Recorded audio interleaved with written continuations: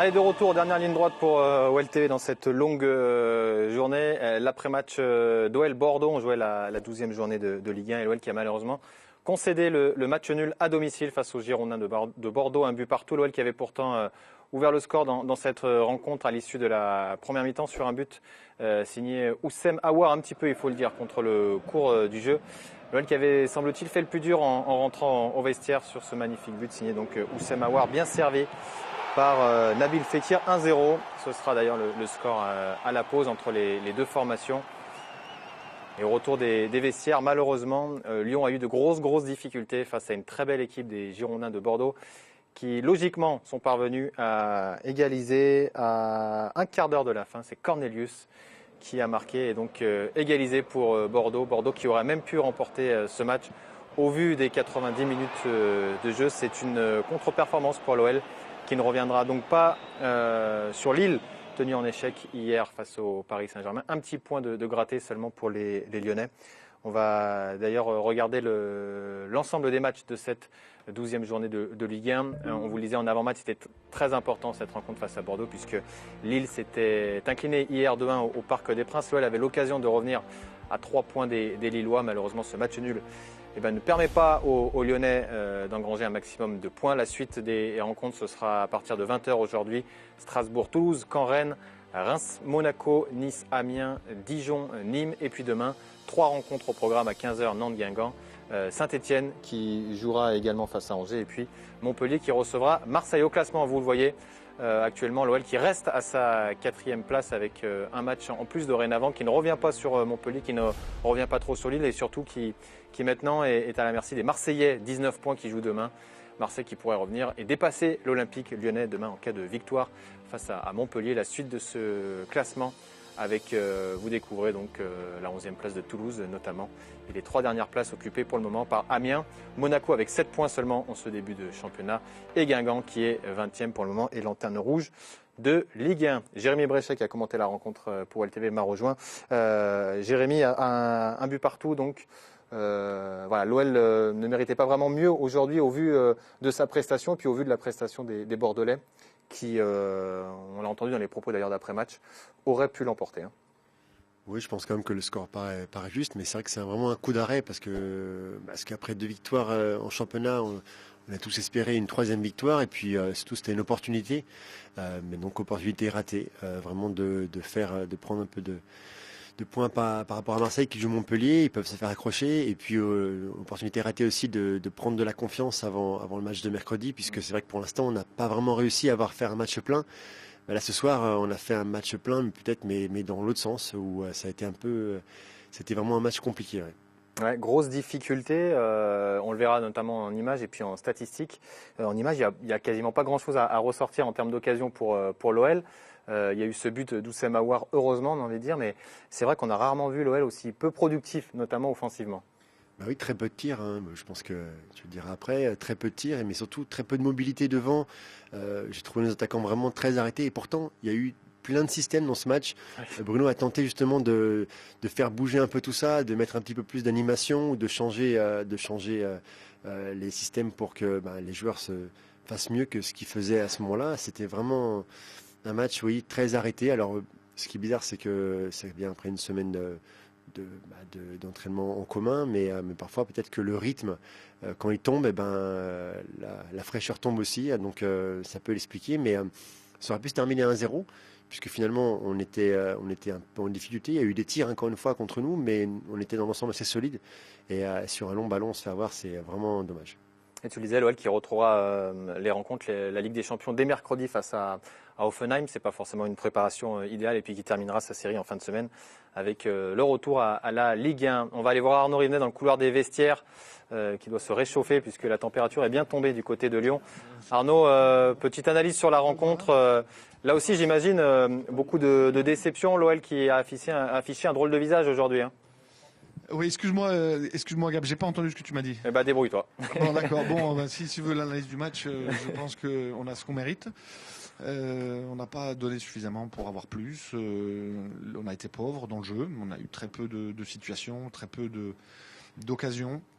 Donc malheureusement, voilà, on n'a pas eu la bonne attitude non plus. Je trouvais que le pressing n'était pas fait en même temps. Je pense que les attaquants ont été souvent désolidarisés du reste de l'équipe ou l'inverse, peu importe. Mais en tout cas, voilà, ça n'a pas été comme ça devait l'être. Donc on est logiquement puni. On a changé encore 3 fois de système. Ça veut dire qu'on cherche, hein, qu'on n'a pas forcément trouvé des solutions. La rentrée de Nabil n'a pas pu tout révolutionner. Ça faisait un mois qu'il n'avait pas joué, donc on a vu qu'il manquait de rythme. Voilà, donc c'est décevant. Mais voilà, c'est surtout les joueurs qui sont, on les a vus rentrer après ce match en colère, énervés, sans doute frustrés. Et ouais, on essaiera de leur demander ce qu'ils ressentent aujourd'hui et qu'est-ce qui ne marche pas aujourd'hui dans ce groupe, qu'est-ce qui manque. Donc on essaiera d'avoir la réponse. On a entendu Anto Lopez, Arnaud, qui disait au micro de nos confrères de Canal que c'était problématique de perdre ces points-là à domicile et que l'équipe était un peu impuissante. C'est un peu ce que tu as ressenti, toi, au bord du terrain. Tu l'as dit, il y a eu beaucoup de changements de système de jeu. Là aussi, ça veut dire qu'on a du mal à trouver les solutions? Oui. Et puis, c'est vrai que, bien sûr, c'est dommageable quand on a la possibilité de recoller au trio de tête, ou en tout cas aux 2 premiers. C'est important de prendre ces points. Important aussi de prendre de la confiance avant de jouer au Offenheim mercredi prochain. Tout ça a été raté aujourd'hui. Donc, on se met de nouveau sous pression avec un match qui va être compliqué à venir, avec voilà, des têtes à laver avant ce match. Et puis voilà, le sentiment d'impuissance, effectivement, de se dire est-ce qu'on ne pouvait pas, est-ce qu'on ne voulait pas, est-ce qu'on n'a pas fait tout ce qui était nécessaire pour l'emporter. Après, il faut reconnaître aussi que Bordeaux a très bien tenu son plan de jeu, a été extrêmement soudé, avait peu d'espace entre leurs lignes. Ils nous ont bien contrés. Mais voilà, nous, on s'est beaucoup cherché, notamment en première mi-temps avec ce 4-4 de losange qu'on ne maîtrise pas forcément. Ça demande d'avoir le ballon, ça demande, quand on ne l'a pas, de faire beaucoup d'efforts. Et est-ce qu'on était prêt à les faire? Est-ce qu'on a les joueurs pour le faire? Ça, c'est toute la question. Donc, pas mal d'interrogations après cette contre-performance, parce que pour moi, c'en est une. Allez, nous, on te retrouve durant tout cet après-match avec, on l'espère, des réactions de la part de nos Lyonnais à l'issue donc de ce match nul, on vous rappelle, entre l'OL et Bordeaux, score final 1 but partout, alors que Guillaume Gache nous a rejoint sur le plateau. Pareil, Guillaume, un petit mot sur la rencontre, un partout, score. Anto Lopez a parlé de score logique, Benoît Costil a dit que Bordeaux aurait dû gagner. Voilà. En tout cas, l'OL ne méritait pas forcément plus qu'un match nul aujourd'hui. Je crois que vous avez tout résumé. La bonne analyse, c'est la tienne. Oui, Bordeaux aurait pu gagner. On a mené, mais on ne méritait pas de s'imposer. Clairement, au vu de ce qu'on a produit, on a frappé que 2 fois cadré, on a très peu frappé, on s'est montré très peu dangereux. Donc match décevant dans le résultat, dans le contenu. Peut-être dans les attitudes, c'est pas vraiment à nous de le dire, mais on va voir ce qu'en pensent les coachs et les joueurs lyonnais. Nono a dit, est-ce qu'on avait envie de faire les efforts? Il y a une question qui mérite d'être posée. En tout cas, moi, j'ai envie quand même de faire un petit lien avec les matchs de pré-Ligue des Champions. On en reparlera après, mais c'est malheureusement trop systématique. Effectivement. On va aller voir Arnaud Rivenet qui est déjà avec le président Jean-Michel Aulas. Oui, avec le président. J'imagine une déception ce soir par le résultat et peut-être pas un peu aussi par la prestation. Oui, on a beaucoup peiné. Bon, probablement parce que on manquait de qualité pour pouvoir délivrer un match plus consistant, mais aussi face à une très bonne équipe de Bordeaux. Je les avais vus jouer contre le Zénith là il y a quelques jours à l'extérieur, et ils avaient fait un match absolument incroyable. Ils auraient dû l'emporter assez nettement, et puis s'étaient fait reprendre. Donc c'est une équipe qui dispose de joueurs très très rapides, qui a su nous contrer en particulier sur les côtés. Et puis, on a quand même eu quelquefois des attitudes qui n'étaient pas tout à fait les bonnes. Donc il faut savoir se satisfaire une semaine très importante où psychologiquement et mentalement on doit être fort dans notre tête. On doit assumer cette contre-performance parce que on imaginait tous pouvoir prendre les 3 points contre Bordeaux. Et puis surtout, regarder les points positifs, faire en sorte de se remettre dans le droit chemin, parce que mercredi, il y aura un match encore plus important, cette fois-ci pour la Champions League et non pas pour le championnat. Justement, est-ce que c'est pas un peu contrariant de cette contre-performance? On disait qu'en cas de victoire, ça donnait beaucoup de confiance. À l'inverse, ça en donne beaucoup moins. Ouais, mais ça, c'est les critiques négatives. Bon, quand on est dirigeant et qu'on porte avec fierté le logo d'un club, on se doit de le supporter, même quand les choses ne tournent pas comme on l'imaginerait. Et c'est vrai que ce soir, ça a été très, très difficile. On peut même dire que Bordeaux aurait presque pu revendiquer la victoire, tant leurs occasions étaient tranchantes, beaucoup plus nettes que les nôtres.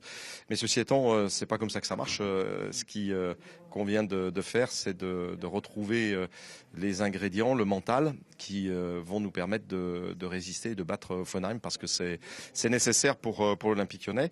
Et c'est vrai que dans un match de cette dimension, même si on n'est pas complètement au point sur le plan physique, parce que j'ai vu un certain nombre d'attitudes qui étaient peut-être pas suffisantes pour pouvoir résister à cette équipe de Bordeaux, je crois qu'on se doit de trouver les éléments positifs. Et il y en avait certains, pas beaucoup, mais il y en avait certains. Bon. Voilà, donc le foot est malheureusement pas une science exacte. Il y a que ceux qui jouent à la PlayStation ou qui commentent de très loin les matchs qui peuvent revendiquer des certitudes. Là, l'analyse factuelle, c'est que c'est vrai qu'on n'a pas été au niveau que l'on estime. Et puis, on a vu une très bonne équipe de Bordeaux nous poser un certain nombre de problèmes, en particulier sur les côtés. Et si on veut être positif, on dira que ça peut servir, on va dire, de training par rapport au match d'Offenheim, où on sait que la force de cette équipe d'Offenheim est d'avoir des arrières latéraux excentrés qui vont très très vite et qui en permanence posent des problèmes à cette équipe. Alors Bruno a essayé de changer de système à la mi-temps, parce que c'est vrai que Tanguy était un peu isolé, pas très concerné aujourd'hui, mais c'est des matchs où ça peut arriver. Donc Bruno a réussi à changer le système. Malheureusement, sur le but de Cornelius, c'est vrai qu'on n'est pas présent, on le gêne pas, donc on est loin de Cornelius. Et je dirais même qu'on se tourne un peu pour éviter cette frappe, ce qui elle est imparable parce qu'elle est logée dans le petit filet. Donc voilà, donc il y a plein de choses à corriger. Mais il faut garder un mental intact et se dire que voilà, c'est un match qu'on aurait pu perdre.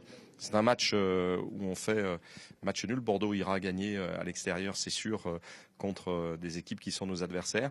On a pris un point, on aurait pu en prendre 0.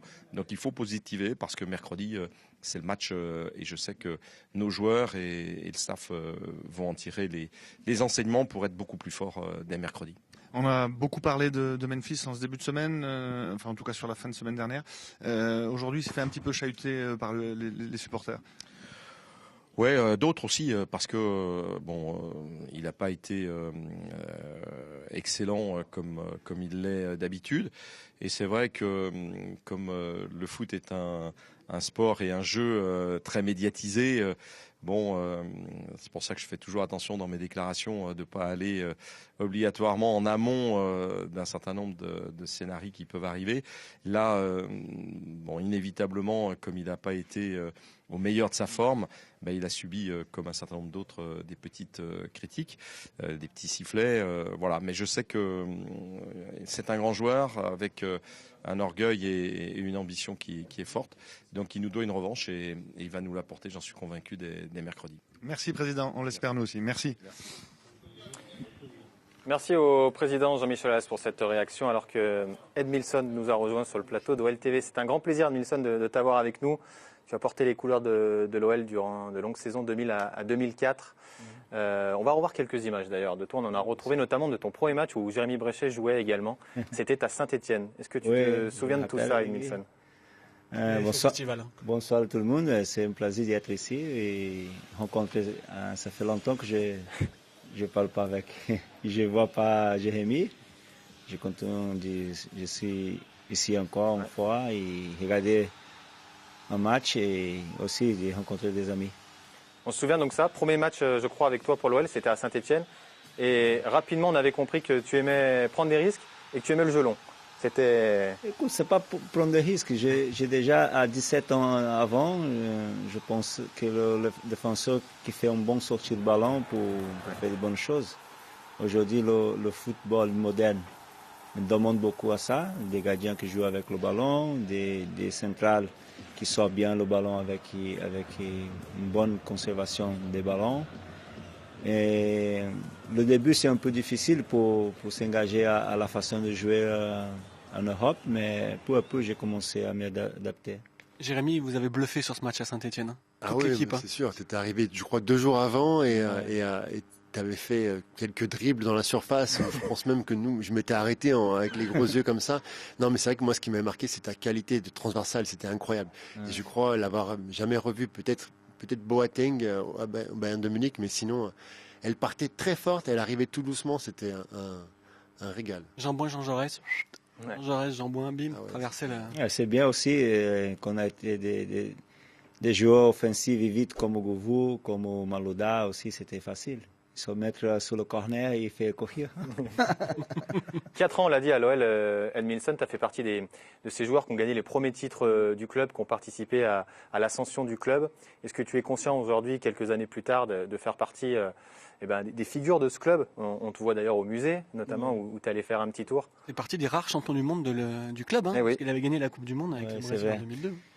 Pour nous, les anciens joueurs, c'est toujours un plaisir de revenir au club. On a laissé des bons souvenirs aussi, des bons amis. Ça, c'est le plus important de la vie d'un joueur de foot. La vie, ça continue. Et moi, je suis fier le club parce qu'il m'a donné beaucoup d'opportunités aussi pour faire grandir ma famille, à moi, mes enfants. Et ça, c'est important. Et quand tu reviens encore une fois, tu rencontres des amis, même des amis qui ne sont pas dans le foot. Et passer 3-4 jours ici, ça fait beaucoup de plaisir. Tu entretiens ton français, tu parles un petit peu français parce que tu parles encore très bien. Écoute, je parle souvent avec des amis. Julie, je parle beaucoup avec Julie, Abidal, Abidal qui est au Barça. Je parle souvent, des fois, je parle aussi en espagnol. Mais des fois, ça manque des paroles, des mots, mais c'est bien. J'arrive à comprendre et à parler. C'est bien. Tu es allé faire un petit tour au musée, il me semble. Oui, comment tu as trouvé tout ça? Formidable. Ça t'a rappelé des bons souvenirs? C'est des bons souvenirs aussi. Féliciter tout le club, parce que qu'est-ce que Jean-Michel Aulas, le directif de Lyon, a fait pendant 30 ans, c'est magnifique.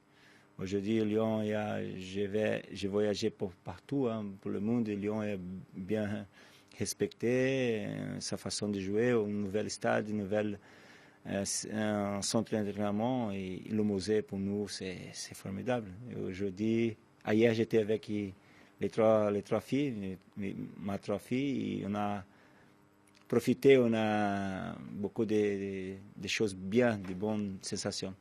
Tu vis aujourd'hui à Barcelone, Edmilson? Oui, tu voyages beaucoup, cravate, ça fait un an et demi, j'ai acheté ça à la boutique, il faut bien être, parce que c'est toujours mon cœur, Lyon, et aussi je suis content parce que Claudio il travaille ici, Blaché, il a fini sa carrière, Jérémy est là.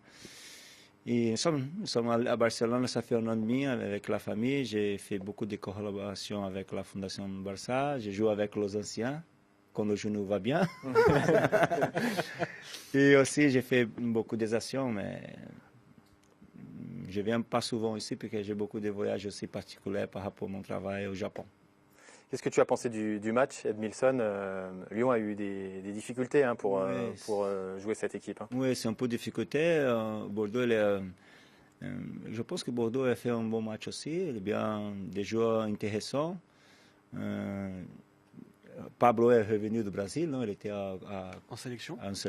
Il était au Corinthians. Il est bien. Et je pense que Lyon n'a pas fait un grand match, mais je pense que pour l'avenir, en Ligue des Champions, le mardi ou mercredi, non? Mercredi. C'est un match très, très décisif et j'espère qu'on peut montrer un petit peu plus qu'aujourd'hui. On a encore pas mal de Brésiliens à l'OL. Rafa, Marçal. Que des défenseurs. Oui, que des défenseurs. C'est bien.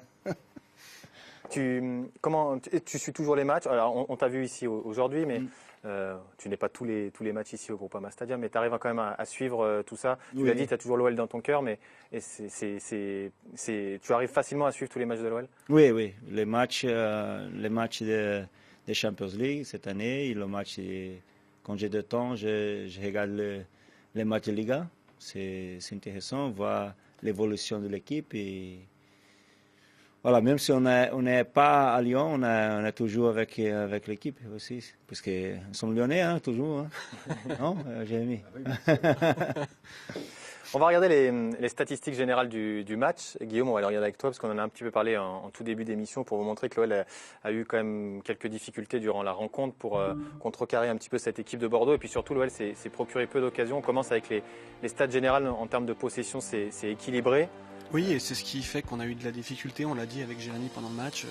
Quand on joue en losange et qu'on n'a pas le ballon, on court 2 fois plus et on s'épuise et du coup ça devient compliqué.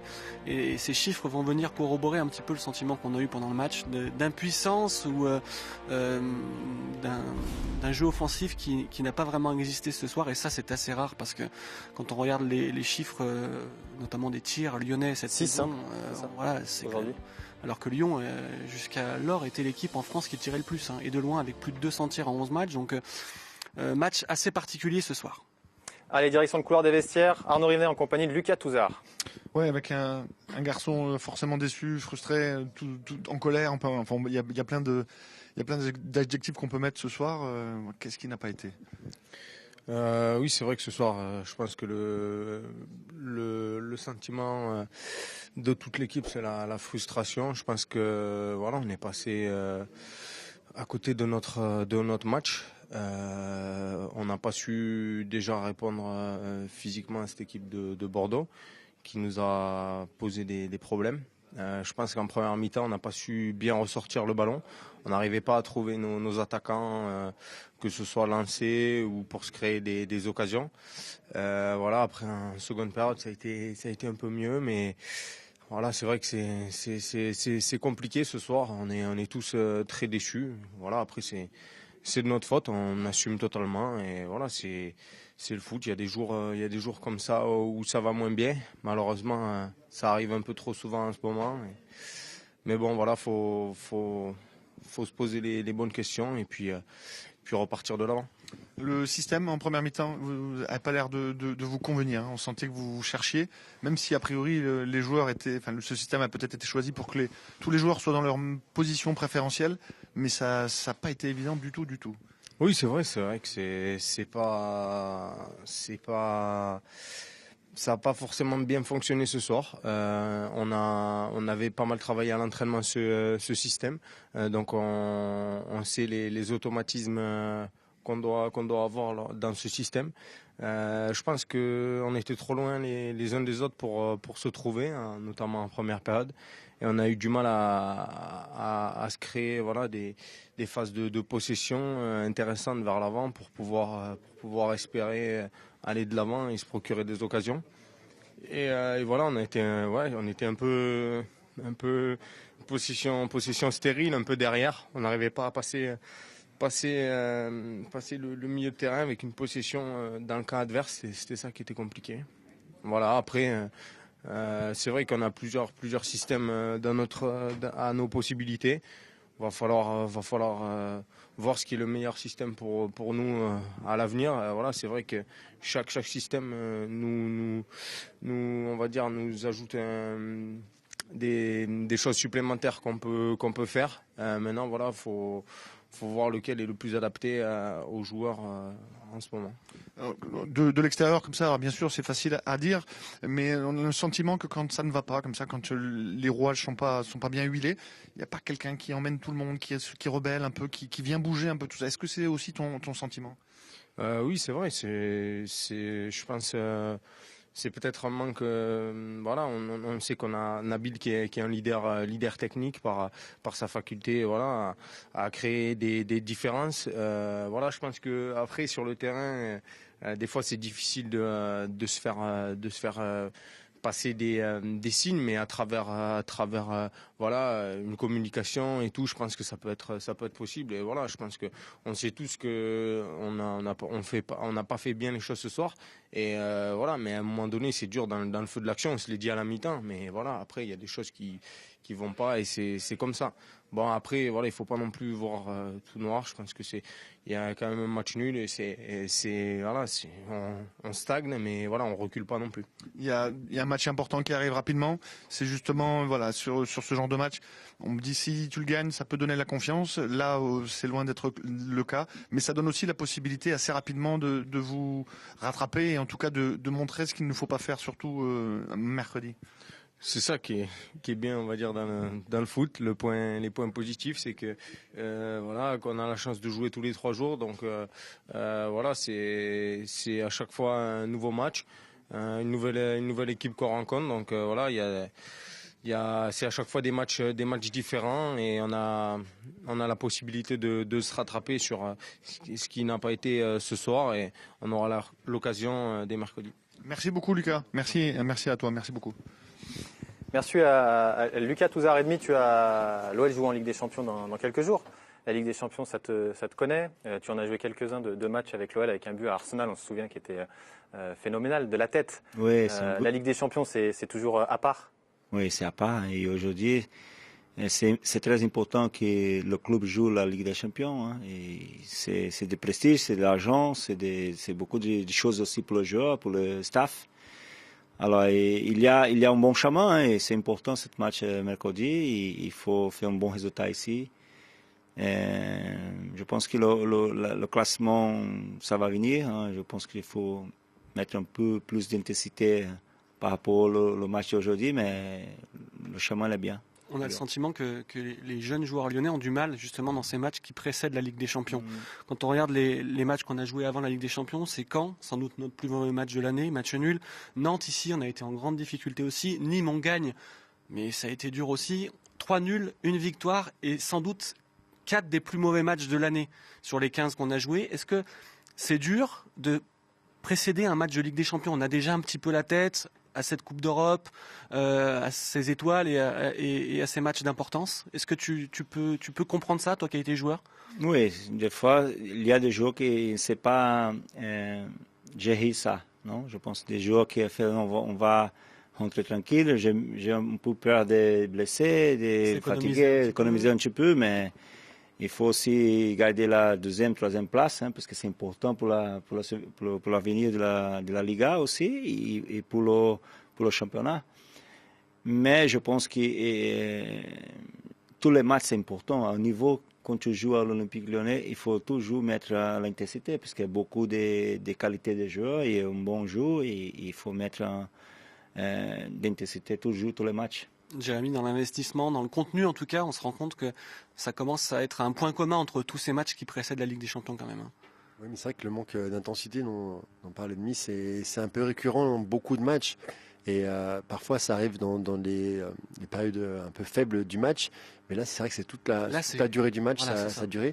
Il y a aussi peut-être un élément qui peut l'expliquer, c'est que c'est une des premières fois où l'OL a eu une semaine pour préparer. Il y a peut-être eu un travail physique aussi qui a été fait pour préparer les 3 matchs à venir. Donc, il y a peut-être aussi le contre-coup de ce travail physique qui a été fait pour préparer ce match-là, mais aussi le match de mercredi.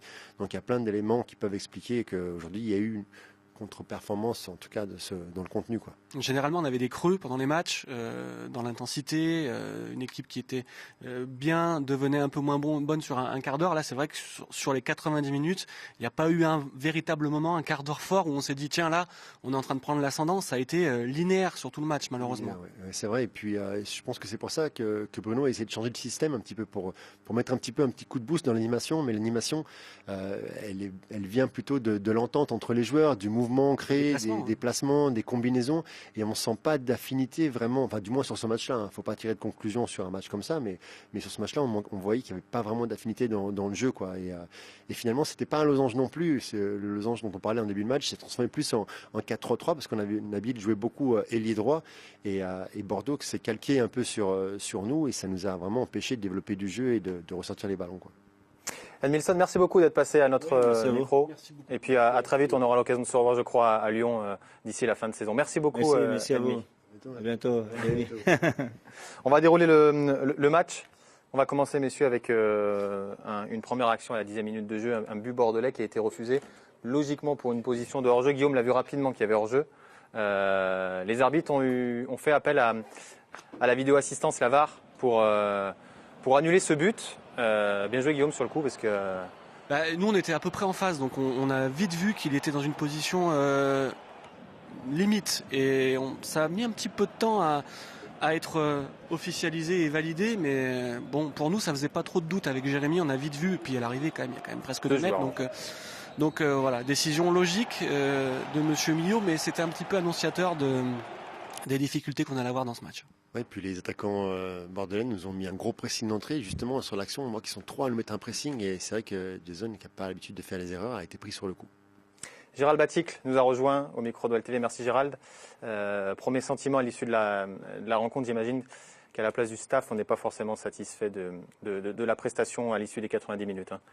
Non, c'est évidemment qu'on n'est pas satisfait. Il y a beaucoup de déceptions, que ce soit évidemment pour le score, mais également pour le contenu de notre match. Souvent, on aime à avoir la maîtrise du jeu, à dominer notre adversaire et à gagner grâce au jeu, en étant supérieur dans les phases offensives, en ayant des bonnes transitions, une bonne animation défensive.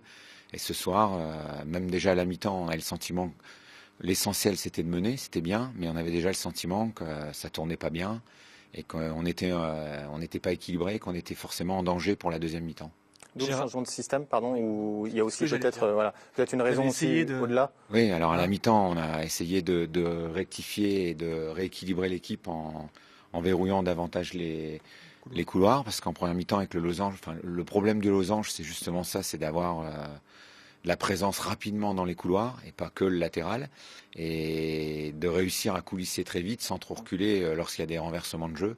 Et on s'est fait submerger par les renversements de jeu, donc là, on faisait que de reculer. Et à force de reculer, on est très vite tout près de notre but, c'est ce qui s'est passé. Donc on a cherché à verrouiller davantage ces couloirs et à reprendre, en étant moins en danger, à reprendre la main sur le ballon, plus de tenue de balle, mais ça s'est pas vraiment passé comme on l'aurait souhaité également en deuxième. Donc après on a rechangé de système pour mettre plus de poids dans l'axe offensivement, pour équilibrer au milieu avec un 4-3-3 à un moment donné avec l'entrée de jeu. Mais ce soir, quel que soit le système, on n'a pas vraiment réussi à être complètement dedans. On se sentait un peu éteint. Il n'y avait pas une grande vie dans l'équipe. On est presque impuissant dans ces cas-là. Exactement. On sentait de l'impuissance de notre part en voulant agir et il n'y avait pas trop de réaction. Et puis également de la part de nos joueurs sur le terrain. Comment tu peux l'expliquer? Alors Jérémy parlait peut-être de cette semaine où vous avez quand même beaucoup travaillé. Je pense athlétiquement, vous avez fait un rappel avant le mois de décembre qui va arriver, parce qu'il y aura 9 matchs à jouer en un mois, et puis après, pendant la trêve, vous n'aurez pas tout le monde, donc vous avez sans doute accentué là-dessus. La Ligue des Champions qui arrive aussi, quand on fait le constat, on se rend compte que les matchs qui précèdent la Ligue des Champions, les 4 matchs, il n'y a pas de défaite, mais il n'y a qu'une victoire, 3 nuls, et dans le contenu, c'est souvent nos plus mauvais matchs. Il y a Caen notamment, Nîmes on gagne, mais c'est dur. Est-ce que tu partages tout ça? Est-ce que tu as d'autres explications? La première explication, c'est que souvent, avant de jouer ces matchs de Champions League, évidemment, on a un peu, je dirais, le mental ou de l'énergie psychologique tournée vers le match de Champions League. Mais on lutte contre ça de toutes nos forces. Donc, on ne peut pas se cacher derrière cette excuse. Cette semaine, c'est la dernière semaine, je pense, de l'année où on peut vraiment travailler. Mais on est maintenant déjà fin octobre, début novembre. On sait que les organismes arrive dans le dur et qu'on va finir en sprint jusqu'à fin décembre avec l'énergie qui restera. Donc on a surtout cherché à bien équilibrer le jeu, à travailler les phases offensives, à travailler l'équilibre défensif à la perte du ballon. On a fait beaucoup de travail tactique, à travailler nos mises en place défensives pour être plus solides, parce qu'on avait vu des lacunes offensives et défensives lors des derniers matchs, tout en ayant, je dirais, des réajustements athlétiques. Mais il n'y a pas eu non plus une charge athlétique énorme, parce qu'on a bien conscience que début novembre, c'est vraiment pas la place pour trop tirer sur l'organisme des joueurs. Et puis on rentre également dans une semaine là, avec 3 matchs, donc on ne peut pas se permettre la semaine dernière d'aller trop dans le dur. Mais donc toi, t'as le match, un petit truc en plus pour... Non, j'ai rien de plus. Honnêtement, on est déçus et abasourdis un peu par le contenu, sans avoir de réelles explications. Pourquoi on a été aussi facilement mis en danger, pourquoi on n'a pas tenu le ballon au milieu, pourquoi on n'a pas pesé offensivement. Parce que c'est pas un domaine qui a été défaillant. On a quasiment été défaillant dans tous les domaines. Donc c'est difficile à expliquer. Sur la première mi-temps, avec ce losange, tu l'as dit, si on n'a pas le ballon, c'est difficile. Alors voilà, sur la première mi-temps, on n'a pas le ballon. On serait croisé à la mi-temps, j'aurais dit c'est le losange. On n'a pas tellement joué en losange, parce que Nabil jouait beaucoup à droite, et finalement, eux, ils ont changé. En fait, Sankaré est venu quasiment sur le camp. Ouais, il a presque fait... en fait, ils sont calqués sur nous. Et pas du marquage, mais presque sur Nabil. Mais j'aurais presque pu me cacher derrière le système à la mi-temps.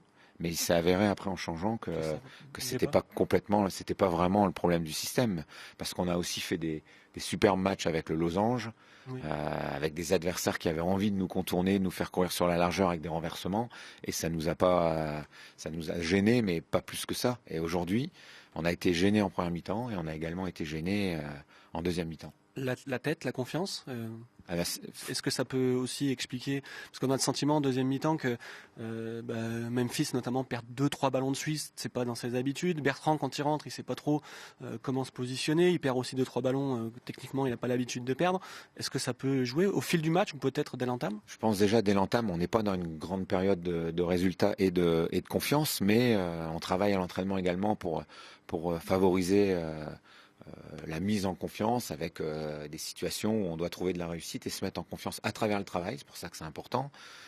Mais à la mi-temps, on mène 1-0. Je veux dire, on a tous les feux au vert pour être bon en deuxième. Donc c'est pas non plus. C'est pas, pour moi, il n'y a pas un facteur qui nous met dedans. C'est pas le manque de confiance, parce que on est quatrième, on est en passe de se qualifier pour la Champions League.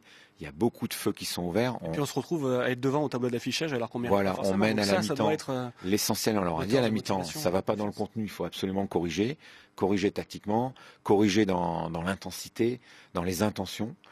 Mais on n'est pas parvenu en deuxième. Alors après, évidemment, quand on sent qu'on est ballotté, la confiance, on tient pas le ballon, on est en échec, on se fait chahuter par le public.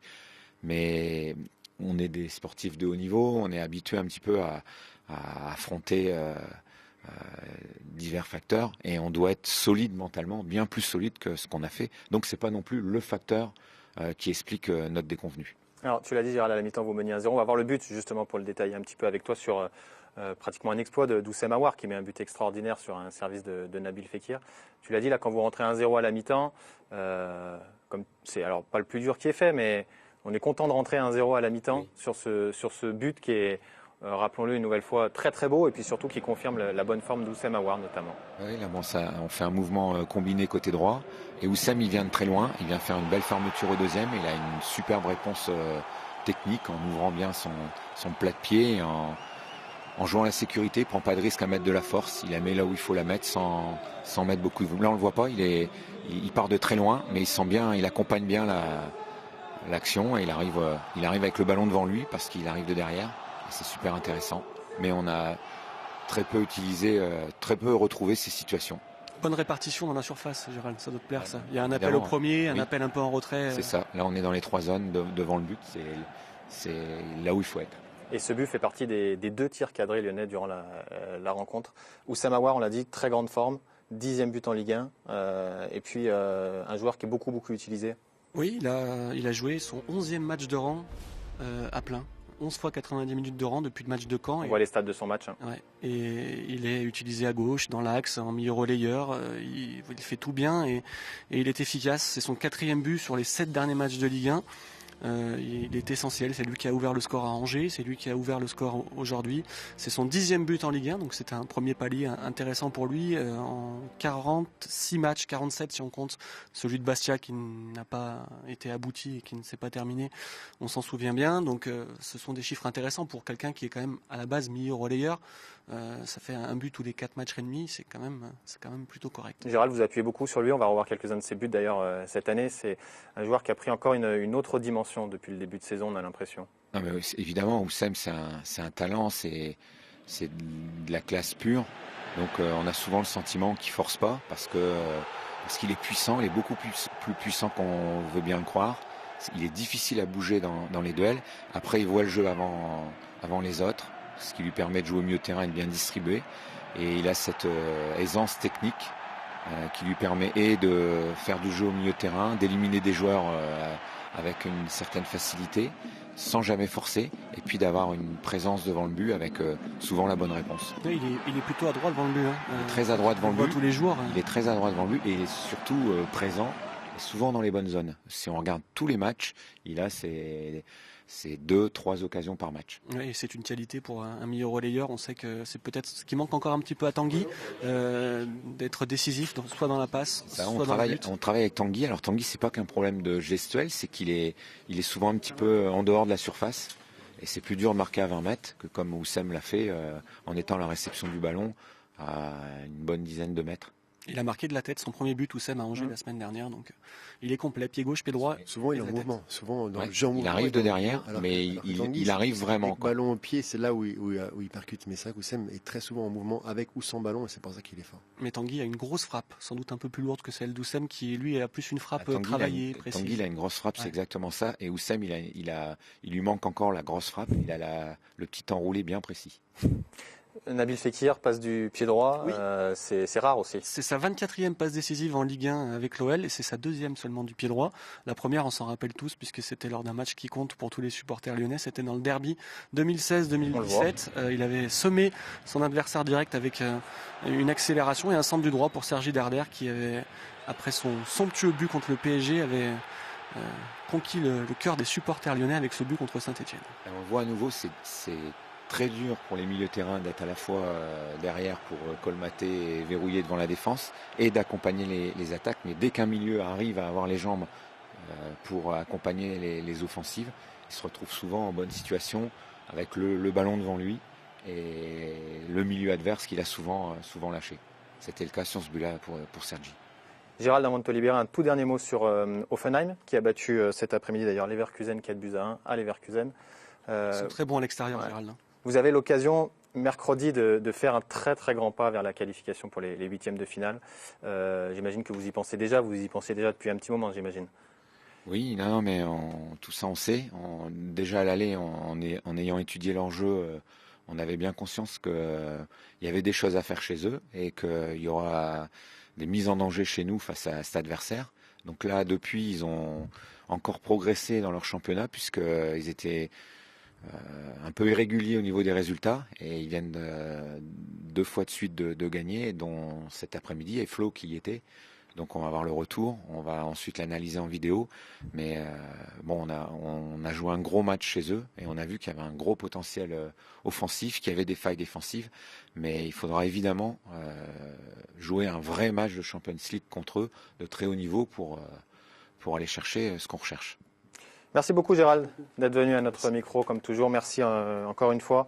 Et puis rendez-vous mercredi donc pour la Ligue des Champions. On va aller écouter Jimmy Briand, je crois, qui est présent dans le couloir des vestiaires aux côtés d'Arnaud Rivenet et qui nous livre sa prestation aussi sur la rencontre. Avec Jimmy qui nous fait la gentillesse comme d'habitude de s'arrêter à notre micro. Décidément, à chaque fois que tu viens ici, tu repars avec des choses. Hein. Ouais, c'est sûr que c'est un match qui me tient particulièrement à cœur et je tiens à remercier d'ailleurs le public pour toujours l'accueil très chaleureux. Après, voilà, je joue dans l'équipe adverse et je pense qu'aujourd'hui on a fait un très bon match. Ouais. Je pense que repartir avec un point, c'était le minimum. Et voilà, on va se contenter de ce point. Mais je le répète, je pense qu'on aurait mérité peut-être plus. Ouais, parce que ça n'a pas été simple. J'imagine, je me suis mis à votre place à la mi-temps. Se dire que vous êtes mené après la mi-temps que vous faites, c'était un peu injuste. Et vous avez trouvé malgré tout la force mentale de revenir. Oui, bien sûr, parce qu'on était bien dans le match. Et on savait qu'il fallait continuer comme ça.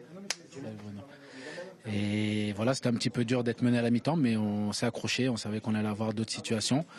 Après, on sait que l'OL, ça reste une équipe dangereuse, donc il fallait malgré tout rester vigilant. Et je pense que, comme je l'ai dit, un point, c'est le minimum. Et pourtant, Bordeaux n'est pas connu sur cette saison pour ramener beaucoup de résultats de l'extérieur, mais comme vous êtes solide comme ça, vous pouvez voyager. Ouais, bien sûr. Et puis, souvent, il faut 2 équipes qui jouent, et l'OL joue aussi, donc c'est vrai que ça nous a ouvert certains espaces. Mais je pense qu'on les a bien contrariés, on les a bien agressés pour les empêcher de développer leur jeu. Donc voilà, c'est un bon résultat pour nous. Merci beaucoup Jimmy, bonne saison, merci. Merci à Jimmy Briand, on en parlait en avant-match, qui a laissé de très très bons souvenirs. Il s'est montré dangereux durant la rencontre. Grosse alerte en deuxième mi-temps. Grosse alerte en deuxième mi-temps, on va la voir d'ailleurs. À quelques centimètres. Ouais. Et d'ailleurs, une deuxième mi-temps qui a été quasiment totalement à l'avantage des Bordelais. Alors on n'a pas trop détaillé la première mi-temps, mais il n'y a pas eu grand-chose de la part de l'OL. Un tir de plus pour Nabil Fekir, mais en deuxième mi-temps, on n'a pas d'occasion. Hein, on n'a pas un tir cadré, pas de situation. On a clairement souffert toute la mi-temps malgré tout ce que le staff a tenté. Les électrochocs en changeant de système, en changeant d'homme. il n'y a pas eu de révolte, il n'y a pas eu de temps fort, il n'y a pas eu de moment où on a senti que cette équipe lyonnaise allait pouvoir mettre la pression, même sur les coups de pied arrêtés finalement. On a eu 2-3 situations en fin de match sur coups de pied arrêtés. Ça soit pas bien tiré, soit une faute à la réception. Bref, il n'y a rien qui a marché. Elle a subi toute la deuxième mi-temps, c'est vrai que. Mais on a vu beaucoup de joueurs arrêtés, beaucoup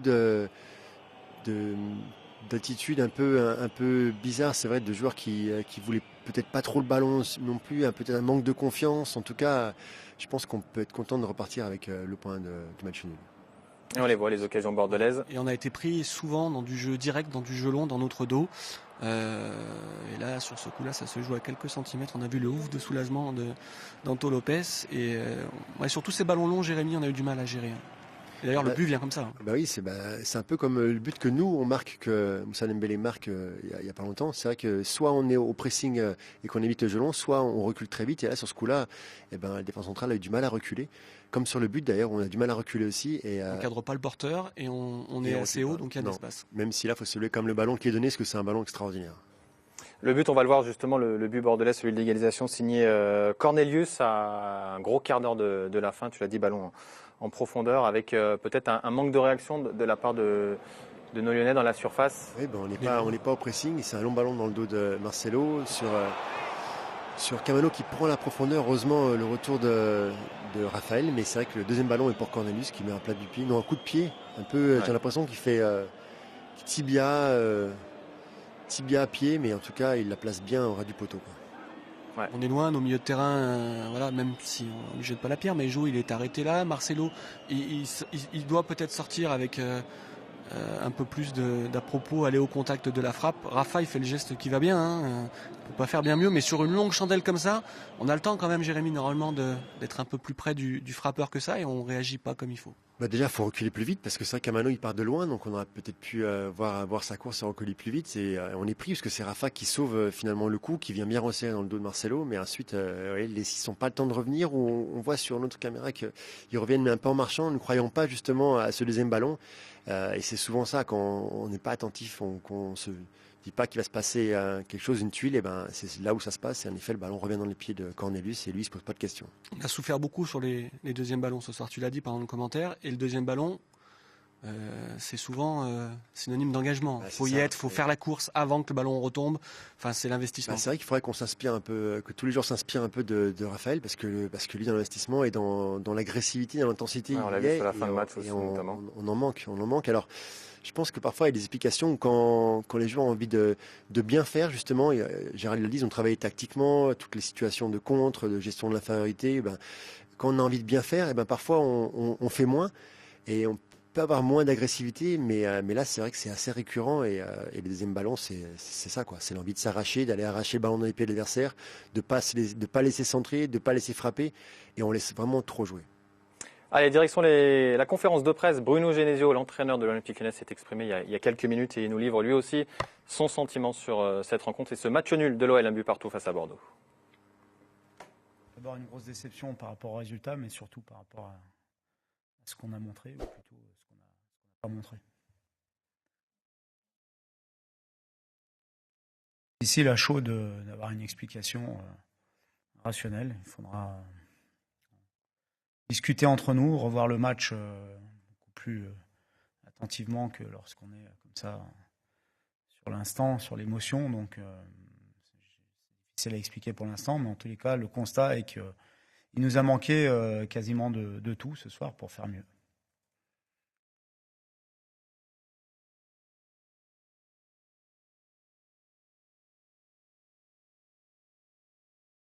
Qui ça ? Non.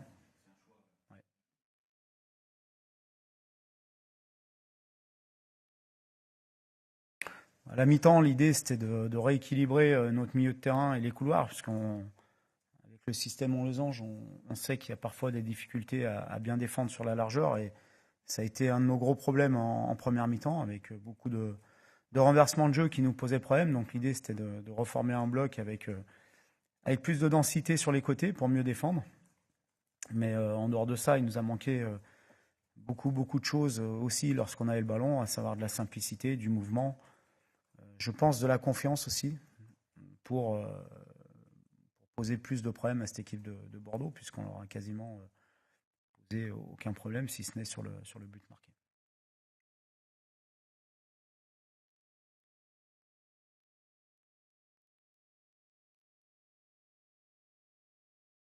Non, je ne pense pas qu'il y ait une relation entre ce qui s'est passé et le match d'aujourd'hui. Je ne pense pas. Maintenant, il faudra poser la question aux joueurs.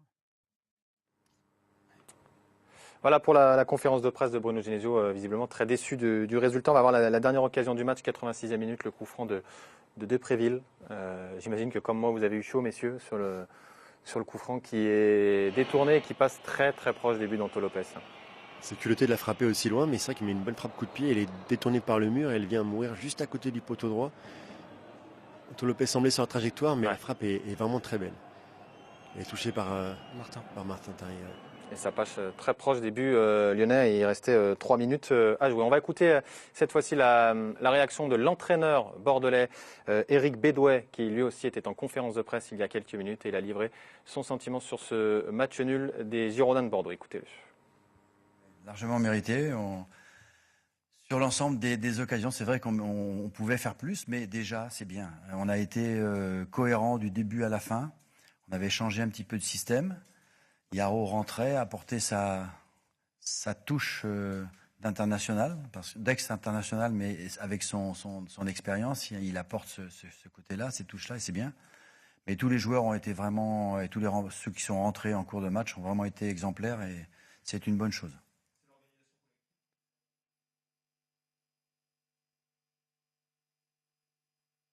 Il y a ça fait partie du jeu, mais il y a aussi l'engagement, l'intensité qu'on a mis dans le jeu. On a joué comme si on était chez nous, un petit peu. De temps en temps, on se retrouvait, on n'a pas trop reculé, on l'a fait de temps en temps quand il fallait le faire. On a mis beaucoup de pression, on a essayé de jouer notre jeu à fond, du début à la fin.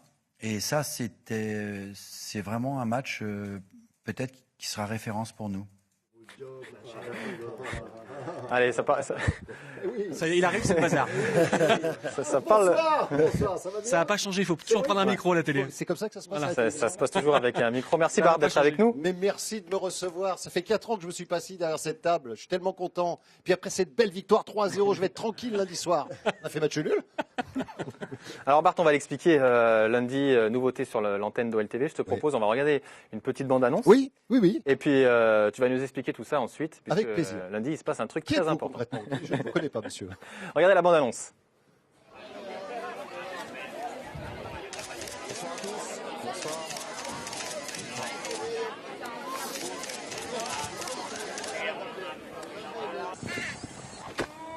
Je crois que c'est à moi, là.